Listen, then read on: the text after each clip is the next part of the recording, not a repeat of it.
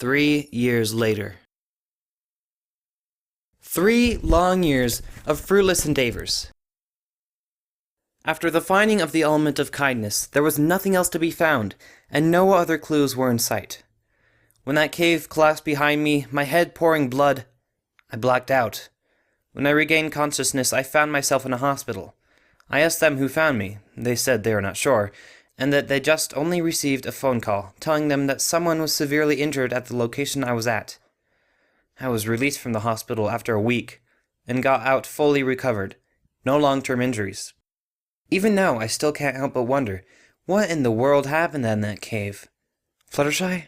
The little girl? It was almost like a fleeting dream, but it was so real. 3 years elapsed, and not a single instance like that ever happened again. I am unsure of what to do or where to go next. For the first 2 years, I kept trying to find clues and adventured America. Over the last year, I have settled down a little bit. I got an apartment in a small city on the west coast. I also found a part-time job at a nearby gas station. Even though I didn't really need the money, I still had plenty of money left over from my passed-away aunt's inheritance. It's been a decent job, but it's mainly just to pass the time away. I don't want to say I gave up on adventuring, but how am I supposed to do this when it's only letting me down? I am unsure as to what the truth was anymore. I think I just needed to clear my mind. I thought it would be best to take a vacation. I decided to take a luxury cruise that traveled through the Pacific Ocean. The contents of my black suitcase were packed, my ball cap was fixed on my head, and my Lyra heartstrings shirt was equipped, showing my brony pride. At least, what's left of it. What is left of it, anyway?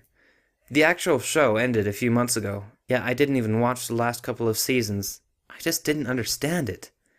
Why did I go through all of that trouble in the past with getting the so-called elements of harmony? I have 3 of them, but I'm starting to think that they aren't what I wish them to be. I wanted them to be the elements, but I think I was merely seeing only what I wanted to see. Ponies in real life? Give me a break, I muttered to myself. I even thought I saw Fluttershy, but that was just foolishness on my part. I never touched her with my hands, therefore I didn't believe in her. Believe me, I wanted to believe they're real. But I just had to face the facts. It was a cartoon. It is a children's show. I took a deep breath in and out and glanced at the shirt I was wearing, now with disgust. I didn't have much selection of shirts, so I was stuck with this Lyra.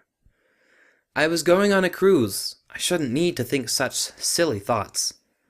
I placed 1 foot on the boat ramp, and thus my vacation has begun. I can now be at peace.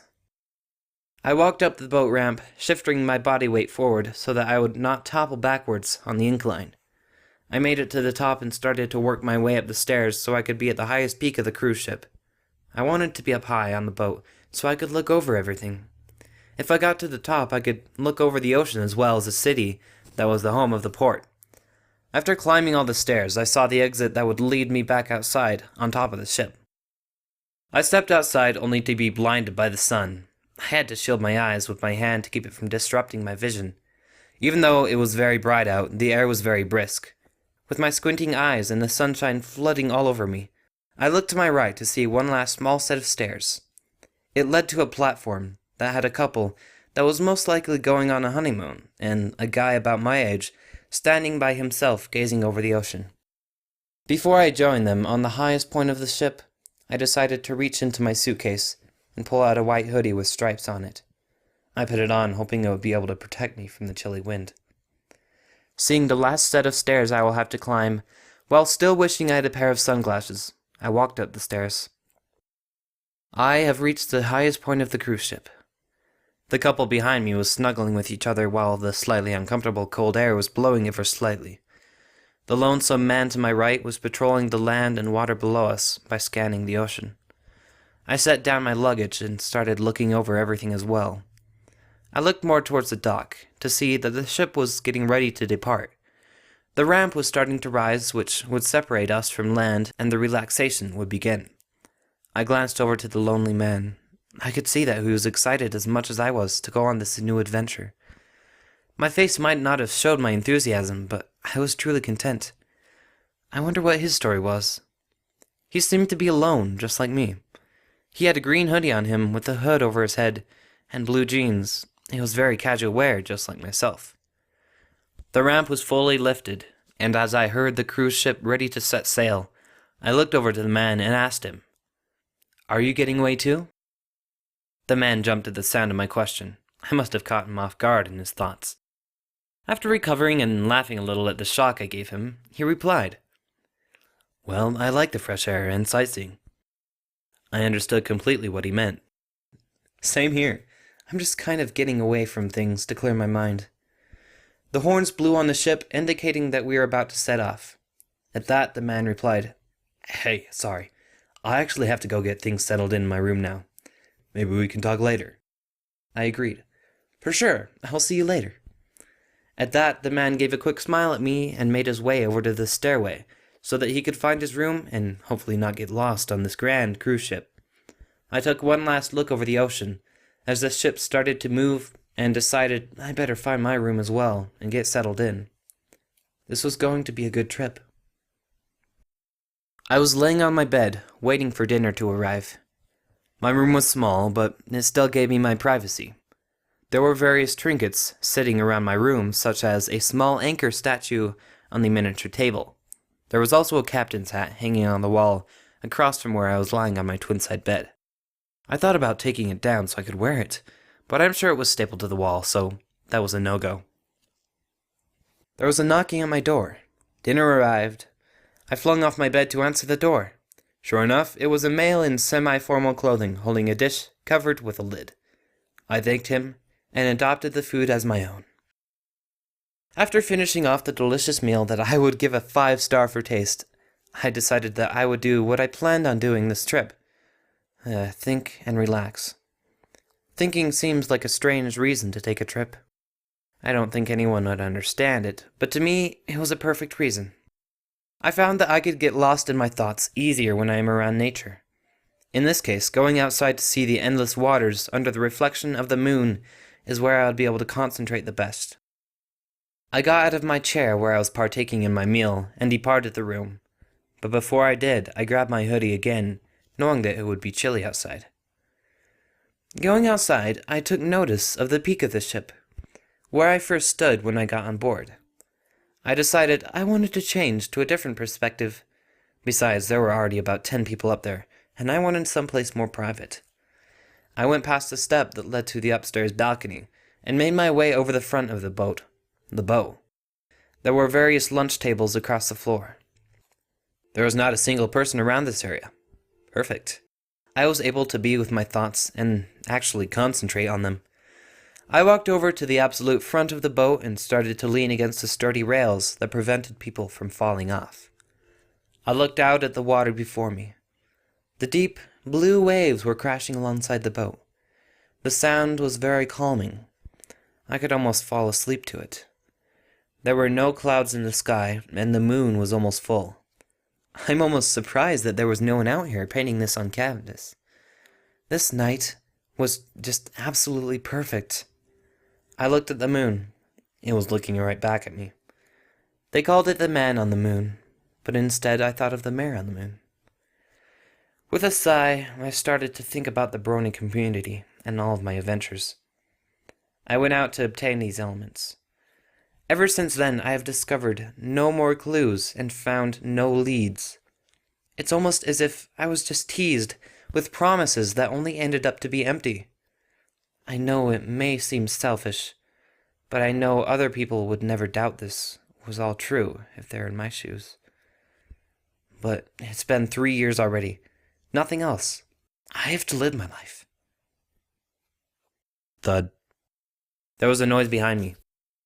There were rooms on the ship where you could have small gatherings for events such as formal receptions or any other kind of celebration. I looked into the window of where the noise came from. There was a party going on. I was too far away to get a good look at it, but there was a small group of people in it. It was a very colorful room with plenty of decorations. The thud must have come from someone hitting the thin walls. Sounded like a special time. They were having a great time in one another's company. I turned my attention back towards the water. Before long, I could hear more noises coming from the party. My concentration broke from the water to sneak another look. As I turned around, I realized I was no longer alone. My eyes widened as I saw that someone was directly behind me, blocking my view from the party. I jumped a little at the sight of him, and he noticed that. With a half smirk on his face, he said, "Sorry about that. I just saw you standing out here." I replied, "It's all right," as I turned back around to look outward. I could hear him behind me. This was already awkward enough. I'm sure me turning my back on him left him feeling more out of place. About 20 seconds later, he came up behind me and started to look out next to me. He decided to break the silence. "So, what's your story?" "My story? What was that supposed to mean? What am I even supposed to tell him?" "Well, I'm just getting away from everything by taking this cruise," I muttered.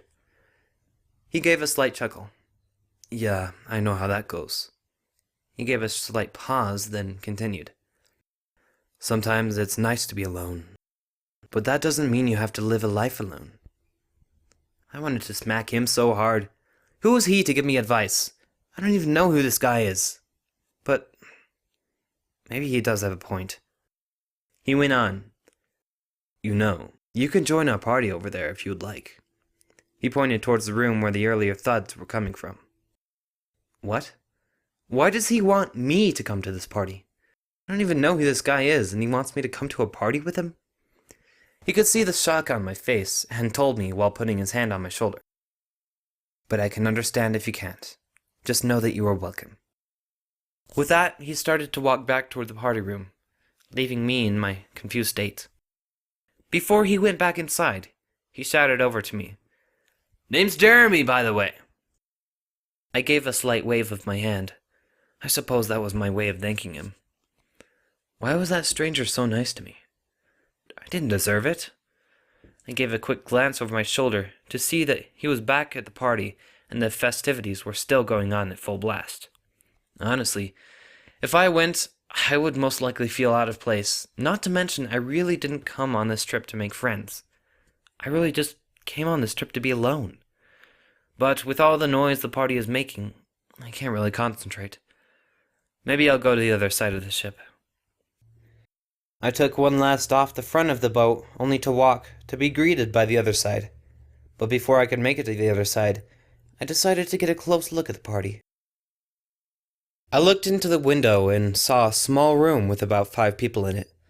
There were decorations of streamers and balloons. It seemed to be a little much considering it was a small party. On one table there was a punch bowl with snacks all around it, such as cupcakes and chips. On the other were serving plates and napkins with a large cake with a frosting decoration of Pinkie Pie. What? Is this a brony party? I noticed the flicker of a television on the wall from where I was looking in. I walked around to see the other side of the room so I could look in to see what was on the TV. I guessed right. My Little Pony was on the television. What are the chances of this? I went on this cruise to think about this community, and probably the greatest examples of the fanon present themselves and invite me to a party. But there is no way this can be real. But it is. It's like this guy knew I was a brony, but how could he?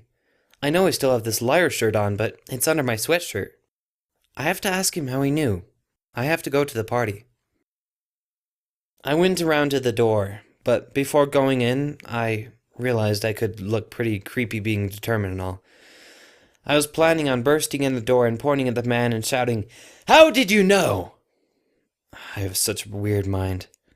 Maybe I'd better play it cool and maybe enjoy myself. It's not every day I get to hang out with other bronies. I started to open the door, and once it was fully opened, I realized all 5 people were staring at me blankly.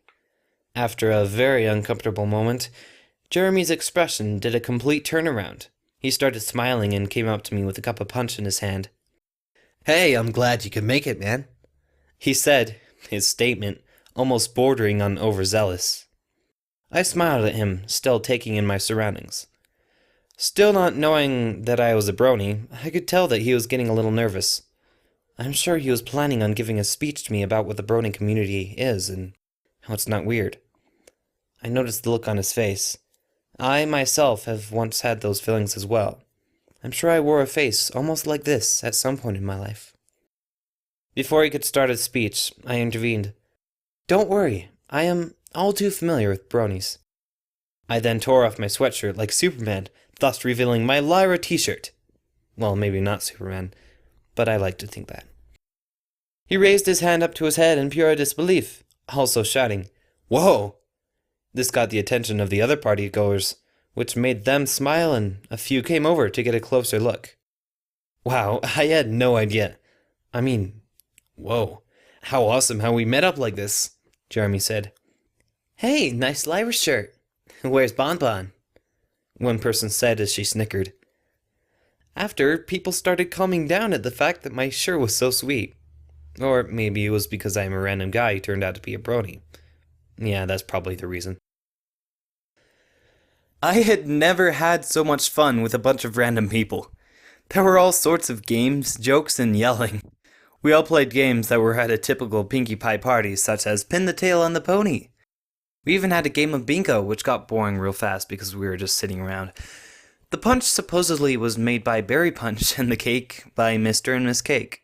This was such a terrific night, full of laughter. Was I missing out on this the whole time? I've seen amazing things in my life. Some of them no person could comprehend. But there was always a void. I needed someone there for me. I needed friends. I met these people just hours ago, and somehow, maybe magically, they are now my friends. I am so glad that Jeremy went out of his comfort zone to reach out to someone alone, such as I. As Jeremy was on my mind, he actually came up to me asking to speak to me. I agreed. He pulled me aside from conversing with the other party guests. He must have remembered the strange talk that we had outside, and now felt the need to talk. We were walking over to the corner of the room where the television was, away from everyone else. On the television was the episode Feeling Pinkie Keen. At the moment, Pinkie was tied up in Twilight's crazy contraption, while Twilight was trying to figure out how the Pinkie sense worked. After Twilight telling Pinkie that it made no sense, she smiled and stated in her overly happy nature, "Sometimes you just have to believe in things, even when you can't figure them out."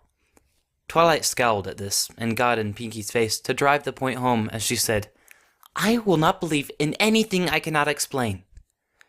Jeremy, who was standing next to me, said, I love this episode. Makes me remember why I chose Pinkie Pie's best pony." He said, he had a look on his face that was just begging me to debate who the best pony was with him. Instead, I just broke out laughing.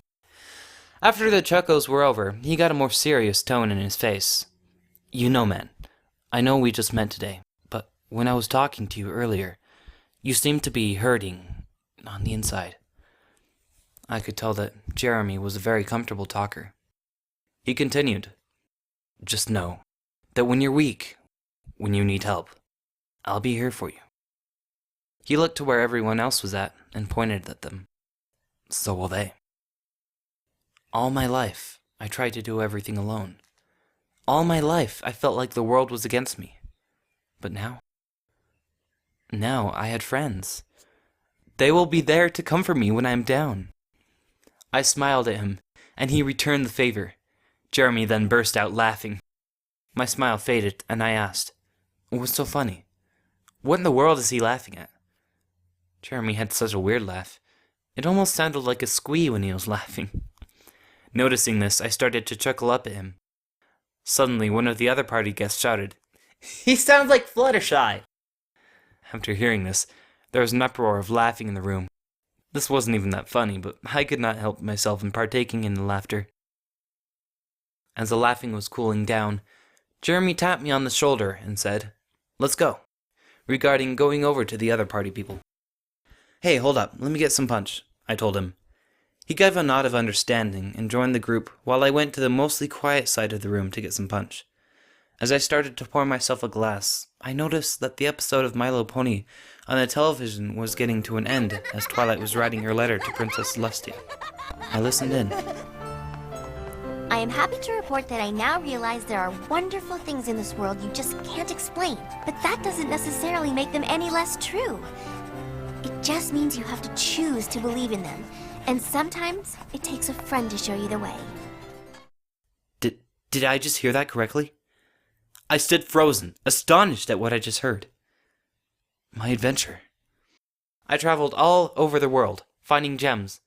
It was such an adventure, but it got old after not being able to find another one. I started to give up. I came on this cruise just to give away, to relax, to put my mind at ease.